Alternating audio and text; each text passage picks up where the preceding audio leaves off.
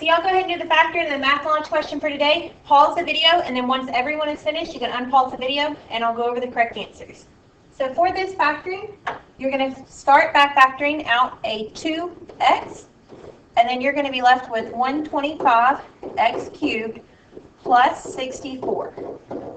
This part here is the sum of two cubes, so if you use your formula, you're going to have 2x, and then you'll have 5x plus 4, and then 25x squared minus 20x plus 16. And that's how you would factor that one. For the math knowledge question, it tells us a and b are integers, and they multiply to give us 8. Well, 2 times 4 is going to give us 8, so that one would work. 1 times 8, those are both integers. Negative 4 times negative 2, and negative 8 times negative 1 would also work. This negative 6 is the only one that is not going to work. Yes, you can multiply negative 6 by something to get you to an 8, but that number that you're going to multiply it by is not going to be an integer because it's actually going to be a decimal. It's going to be 1 1/3 or 1.3 repeating. So that is the one that would not be a possible value for A. Okay, so now we're going to look at lesson 75 today, dealing with combinations. We talked about permutations already. It's where you're organizing things in an order, and it has to be a specific order. It would say, you know, how many ways can I arrange these items in a line? Well, a combination is a little bit different. It's not quite the same. So hopefully you'll understand combinations after this lesson. So a combination is a selection of items in which the order is not considered.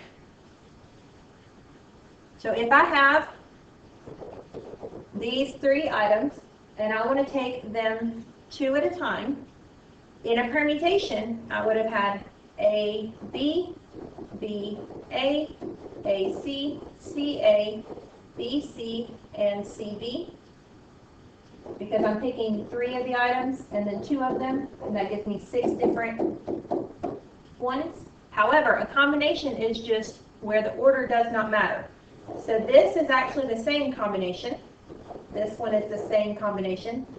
And this one is the same combination. So you would have only 3 combinations, but you would have 6 permutations. Okay? So those are what combinations are. This is the formula that you would use if you're wanting to use the calculator. We've talked about the NPR, where you would go to math and then go over to PRB, probability, and you've had the NPR. Right below it is the NCR. This is for combinations. You're going to use it the same way you've been using the NPR. Now you're just going to be finding combinations. And this is how you would write it out right here, but it would equal n factorial over n minus r factorial times r factorial. So that's how you would find combinations. So it says, how many ways can a committee of 5 students be selected from a group of 12 students? So I'm going to show you how we use that n factorial over n minus r factorial r factorial. The number of items that we have is 12, and we are picking 5 of them at a time. So our r is 5. And so you would do 12 factorial over 7 factorial times 5 factorial. And then if you want to plug that into the calculator, you would need to do 12 factorial and then divided by. Don't forget your parentheses for your 7 factorial, 5 factorial. And if you do that,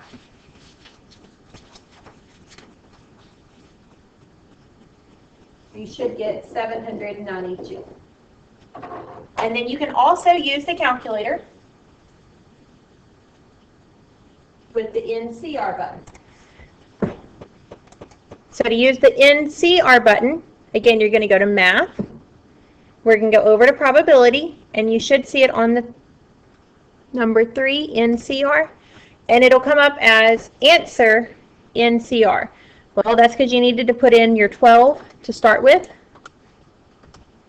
And then we're going to pick 5 at a time, and we get 792, the same answer we got doing it the other way. So you can use the n factorial over n minus r factorial if you want, or you can use the calculator.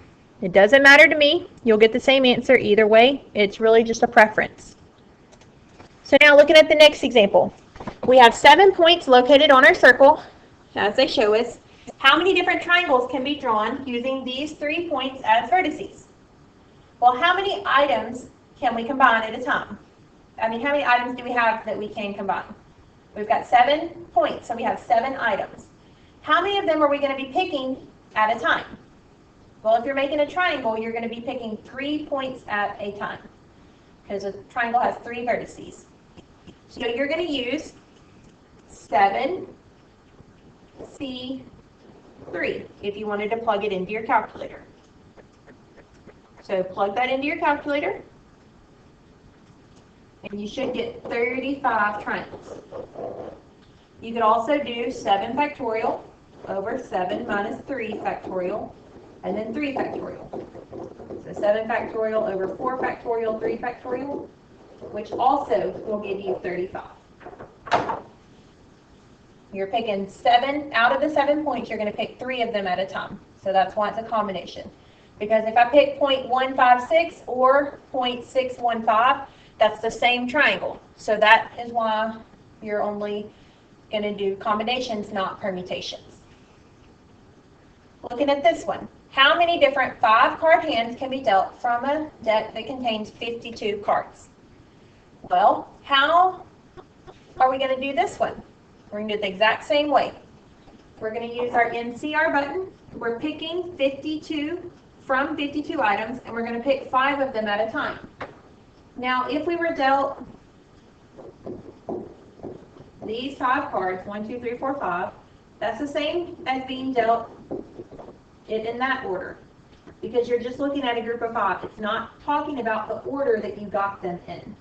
And so that's why we have a combination here. So if you plug that into your calculator, you should get this number here.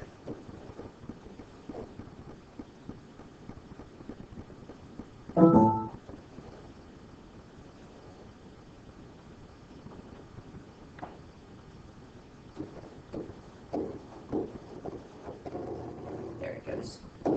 2,598,960 different hands can be dealt from 52 cards. So that's why whenever you start dealing with poker, that it's really hard to be dealt a royal flush. That's where you have a 10, jack, queen, king, and ace, all of the same suit, or even just really anything great to start with, because you have so many different combinations. And whenever you're dealing with probability, you deal a lot with combinations, and you use a lot of dice and cards. So if you're ever interested in learning more about probability, you're probably going to have to become pretty familiar with poker, because they ask a lot of random, okay, what's the probability of getting a full house or a straight flush, or they're just random questions that they throw in. So if you're ever wanting to take a class on probability, you would need to learn a little bit about what those terms even mean. But that would be how you would set up that problem to figure out how many different hands you would be dealt. So hopefully that helps you with combinations. On your homework, you don't have any to omit, so make sure you do that tonight, and then we'll go over any questions you have tomorrow.